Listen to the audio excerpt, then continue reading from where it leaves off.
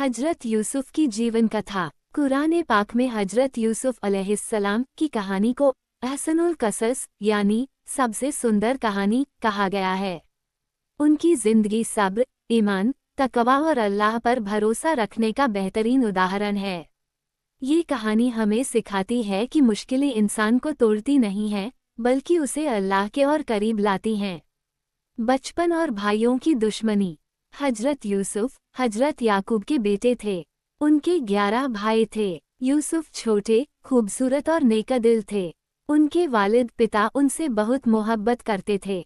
ये बात भाइयों को पसंद नहीं आई। एक दिन यूसुफ ने अपने वालिद से कहा, अब्बा जान, मैंने ख्वाब में देखा कि 11 तारे, सूरज और चांद मुझे सजा कर रहे हैं। हजरत याकूब समझ गए कि यह ख्वाब अल्लाह की तरफ से है और यूसुफ को बड़ा मकाम मिलेगा। उन्होंने यूसुफ से कहा, बेटा, अपना ख्वाब भाइयों को मत बताना, वरना वो तुमसे और ज्यादा जलेंगे। लेकिन भाइयों के दिल में हसद जलन इतनी बढ़ गई कि उन्होंने फैसला किया कि यूसुफ को किसी तरह रास्ते से हटाना होगा। कुएं में डाल देना। भाइयों ने अपने वालिद से कहा, अब्बा जान, यूसुफ को हमारे साथ चरागाह में भेज दीजिए। हम उसका ख्याल रखेंगे और उसे खिलाएंगे।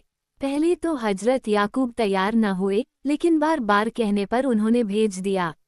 जैसे ही भाई जंगल पहुंचे, उन्होंने यूसुफ को पकड़कर एक गहरे कुएं में फेंक दिया। कुएं के अंधेरे में यूसुफ अकेले रह गए, लेकिन उन्होंने अल्लाह पर भरोसा किया और दिल में दुआ की। भाइयों ने घर जाकर झूठ कहा, अब्बा जान, यूसुफ को भेड़िए ने खा लिया। उन्होंने झूठा सबूत देने के लिए बकरे का खून यूसुफ की कमीज पर लगा दी। हजरत याकूब समझ गए कि ये सच नहीं है। उन्होंने रोते हुए कहा, सब्र ही सबसे अच्छा रास्ता है और मैं अल्लाह से मदद मांगता हूँ। गुलामी और मिस्र की जिंदगी। कुछ दिनों बाद एक काफिला उस कुएं के पास आया और उन्होंने यूसुफ को बाहर निकाला। उन्हें देखकर लोग हैरान रह गए कि कितना खूबसूरत बच्चा है, लेकिन उन्होंने यूसुफ को गुलाम समझकर मिस्र में बेच दिया। मिस्र के हाकिम अजीज़े मिस्र ने उन्हें खरीद लिया और अपनी बीवी को कहा, इस लड़के का अच्छा ख्याल रखना, शायद हमें फ़ायदा पहुँचे या हम इसे बेटा बना लें।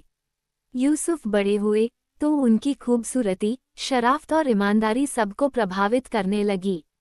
इम्तिहान औरत का फितना। अजीज़े मिस्र की बीवी जुलेखा यूसुफ की खूबसूरती देखकर उन पर मोहित हो गई। उसने उन्हें गुनाह की तरफ बुलाया, लेकिन यूसुफ ने कहा, माज़ अल्लाह, मैं ऐसा गुनाह कभी नहीं कर सकता। मेरे मालिक ने मेरा अच्छा ख्याल रखा है। जुलेखा ने दरवाज़ा बंद करके जबरदस्ती करने की कोशिश की। यूसुफ ने भागने की कोशिश की। इसी दौरान अजीज़े मिस्र आ गया और देखा कि दरवाज़ा टूटा हुआ है। मामला साफ हो गया कि यूसुफ निर्दोष हैं, लेकिन बात लोगों में फैल गई और औरतों ने जुलेखा का मजाक उड़ाया। उसने उन्हें बुलाया और कहा, तुम्हें यूसुफ की खूबसूरती का अंदाज़ा नहीं है। उसने सब औरतों को फल काटने के लिए चाकू दिया और जब यूसुफ को बुलाया तो उनकी खूबसूरती देखकर सब औरतें अपनी उंगलियां काट बैठीं और बोलीं, हाशा लिल्लाह, ये तो इंसान नहीं, कोई फरिश्ता है। कैदखाना जेल की जिंदगी। लेकिन जब जुलेखा की बात न चली तो उसने यूसुफ पर इल्ज़ाम लगाया और उन्हें जेल भिजवा दिया।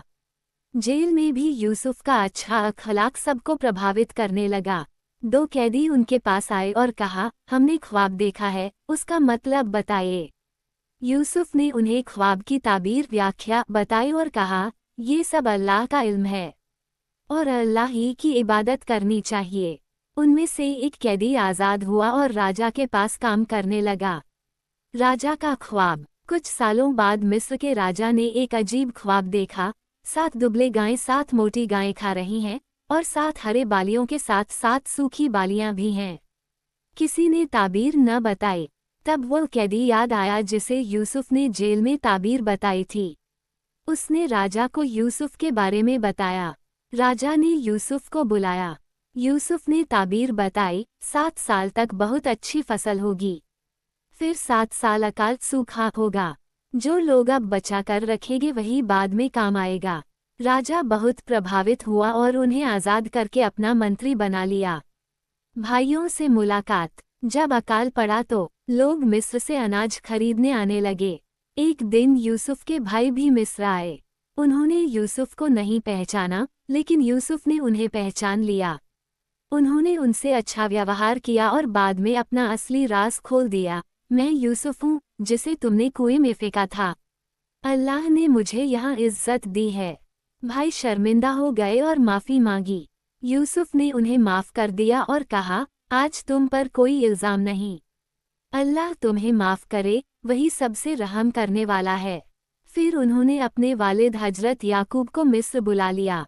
जब याकूब मिस्र पहुँचे तो उनका वह ख्वाब पूरा हुआ। 11 भाई, तारे, माँ बाप, सूरज और चांद सब यूसुफ के सामने झुक गए।